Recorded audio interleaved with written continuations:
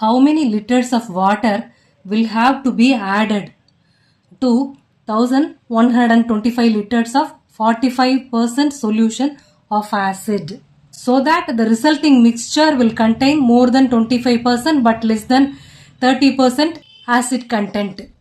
இப்போ ஒரு acid solution இருக்கு, 1125 லிட்டர்ஸ் இருக்கு, அதில் ஆசிட் 45% இருக்கு. இதில் தான் வாட்டரை ஆட் பண்ண சொல்லியிருக்காங்க. எவ்வளோ வாட்டரை ஆட் பண்ணுவீங்க?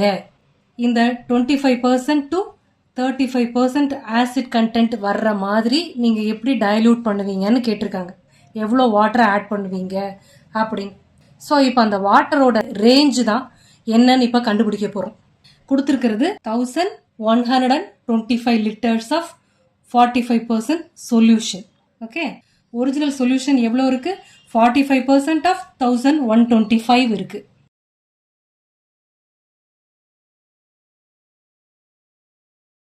லிட்டர்ஸ். இப்போ எவ்வளோ வாட்டர் ஆட் பண்ண போறோம்னு தெரியாது. ஸோ அதை எக்ஸ்ன்னு எடுத்துக்கலாம். So x litre water to be added.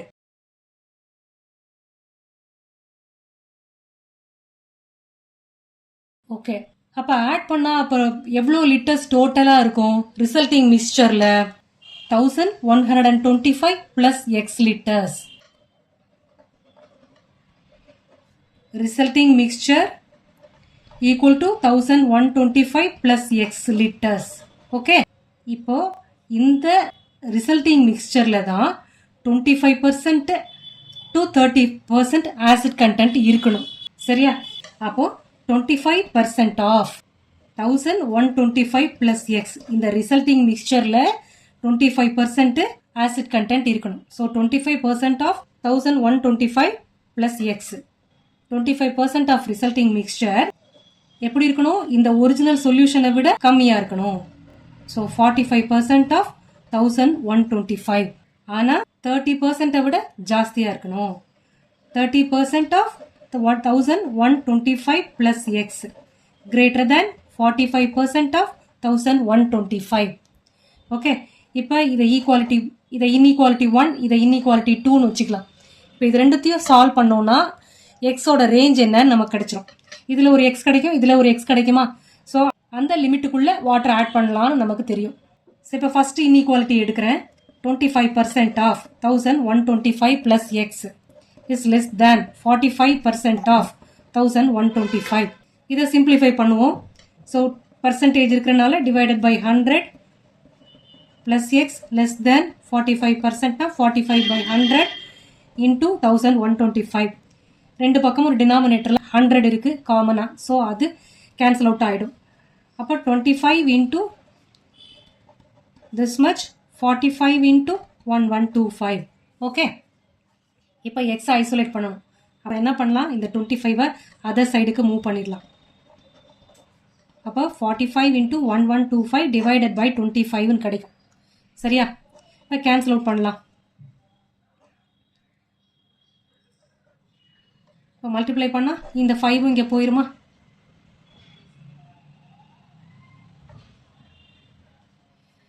அடுத்து இதை எக்ஸ் ஐசோலேட் பண்ணலாம். எக்ஸ் லெஸ் தேன், இப்போ இதை மல்டிப்ளை பண்ணால் இப்போ இந்த 1125 ரைட்டில் மூவ் பண்ணிப்போம். இப்போ எக்ஸ் ஐசோலேட் ஆயிடுச்சு. ஸோ இதை சப்ராக்ட் பண்ணலாம்.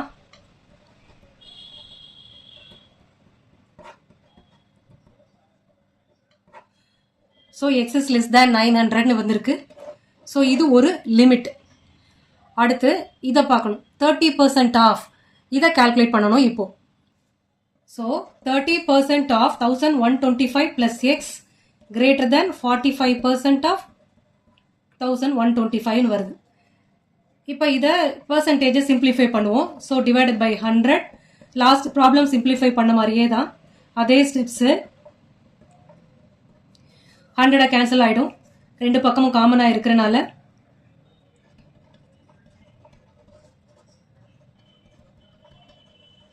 எக்ஸ் ஐசோலேட் பண்ணலாம். அப்போ 30 அதர் சைடுக்கு போயிடும் டினாமினேட்டருக்கு.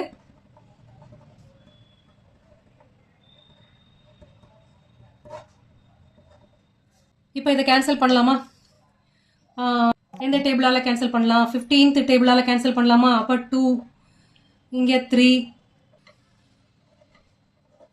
மல்டிப்ளை பண்ணுங்கள். கேன்சல் பண்ண முடியாது, டினாமினேட்டரில் 2 அப்படியே தான் வரும்.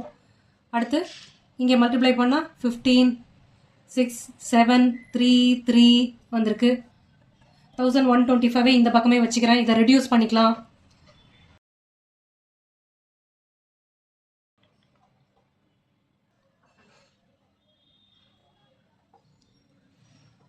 அடுத்து இந்த 1125 அதர் சைடு கொண்டு போய் சப்ட்ராக்ட் பண்ணலாம். பண்ணா ஆன்சர்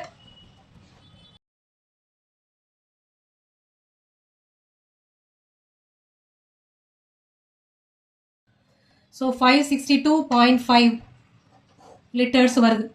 ஓகே, இப்போ நமக்கு ரெண்டு சொல்யூஷன் வந்திருக்கா. x less than 900 and x greater than 562.5.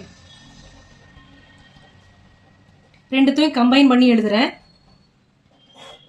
So நம்ம ஆட் பண்ண போகிற வாட்டரோட ரேஞ்சு 562.5 லிட்டர்லேருந்து 900 லிட்டர் இருக்கணும். இந்த அளவு இருந்தால் தான் நமக்கு இந்த கொடுத்துருக்கிற மோர் தென் 25% but less than 35% acid content இருக்கிற மாதிரி அந்த சொல்யூஷன் கிடைக்கும். புரிஞ்சிருக்கும் நம்புறேன்.